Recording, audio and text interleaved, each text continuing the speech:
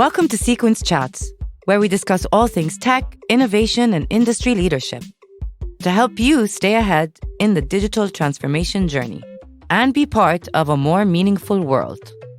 At CEQUENS, building deeper human connections is what we are all about. Welcome back to another episode of CEQUENS Chats. Today, we have Hania Tulba with us, Vice President Global Accounts, Partners and Service Desk at CEQUENS. And she'll be talking to us today about a bunch of scary things: dark clouds, AIT, grey routing, and other frightening CPaaS matters. Hey Hania, it's a pleasure having you with us today. The pleasure is mine, Dana. Ahlan wa sahlan. Okay, so before we get into it, I think you might need to explain to the audience, what is AIT anyway? And what are its dangers? How does it work?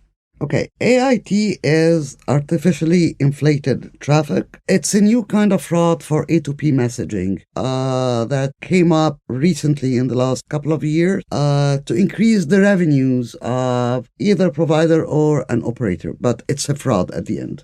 Okay, and from your experience at CEQUENS, what kind of trends are you seeing with this whole AIT business? What are people doing? Okay, the trends here started with certain countries like Nigeria, like Kenya, and then it started spreading all over the place. So it does not stop there. It goes to Nigeria, Lebanon, Kenya, Iraq, Kuwait, Jordan, all over the place now. So it's quickly spreading. It is spreading all over. Kind of like a fire. Yes. So how would a company know if they have a problem with AIT? What should they be looking for? How would they even sense it? Okay. The main thing that you can feel that there is AIT traffic is any sudden increase in the number of subscribers or sign up to the website of the customer. The second important thing is if you're a company and you don't have, for example, Nigeria as a country in your list, and you find sign-ups from Nigeria, that means that this is AIT traffic. As well, the conversion rate of customers. You know, you expect when there is somebody that is signing up that there will be an increase in the conversion rate of customer applying to you. You will find there is no ROI coming in. There is nothing coming. So it's good for nothing. So what can a company do if they think that they are experiencing AIT? Number one, and the most important thing from my perspective, is they have to add a CAPTCHA during signing up.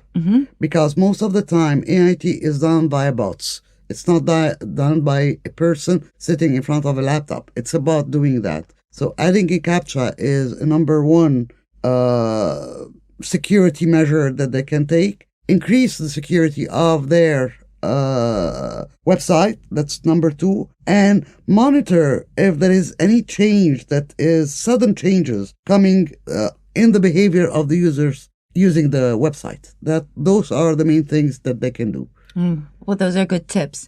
So another catchphrase that we've been hearing in the whole CPaaS journey is grey routing. What is grey routing? Okay, grey routing is basically an SMS is passed through a route that is designed for P2P, but the person that is using it for A2P. Okay. And well, I don't know. Is it illegal? Technically, no. But actually, it is, because it skews the industry as a whole. You have a route that is supposedly dedicated to P2P, and you're using it for from person to person or peer to peer to an application to a person. So it skews things up. Okay, so in addition to skewing things up, what are the risks of sending messages through grey routes? A lot of factors impact that. Number one is it's lower quality than actual route that is dedicated for A2P messaging. Number two, it's security, because you can get, as a customer, as an end user, you can get a lot of spam using grey routes. Also, because the operators take care of this part as part of their security. So this traffic can stop at any point of time.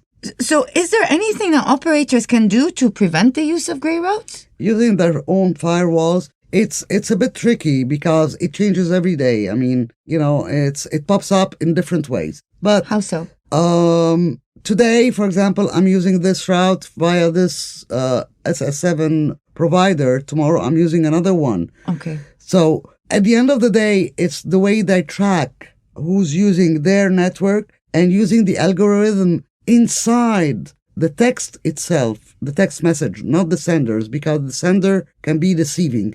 I can put a sender of sequence while it is sent from a spammer or a hacker. Okay. So they need to look into the text itself and put a certain algorithm that can monitor really, is it a spam or is it a real message? You cannot find a code, an OTP code, from person to person. It has to come from an application. So that's one way of stopping that kind of routes. And is there any way, like as a company or as a business owner, can you tell if your messages are going through gray routes? Yes, for sure. I mean, price is the number one thing. If the price is very low compared to the market price, that means it's gray. If the content itself is changed, that means it's gray. Low delivery is another way of knowing that it is gray route, as well as higher delays in the message reaching the end user. Those are the key factors that you can know that, yeah, this is a gray route. That's interesting. So how do you choose a CPaaS company that is right for you? What kind of questions should a business owner or an enterprise or an organization be asking before embarking on this journey? I'm a straightforward person. So the first question I will ask, do you use gray routes? If the answer is no, we don't use but direct, okay, give me a list of your destinations for the direct routes. After that, another question that, what do you do if you discover that your partner is using gray routes? Last, I think it depends on the product that the CPaaS provider is selling you. So do you distinguish between a direct and a non-direct route, and what's the pricing for this and that? And you will know immediately what is gray and what is not. This has been really educational. Thank you so much for sharing your 2 cents. And I already feel like a more knowledgeable and more aware consumer. It was a pleasure having you with us today. Thank you so much, Hania. Thank you.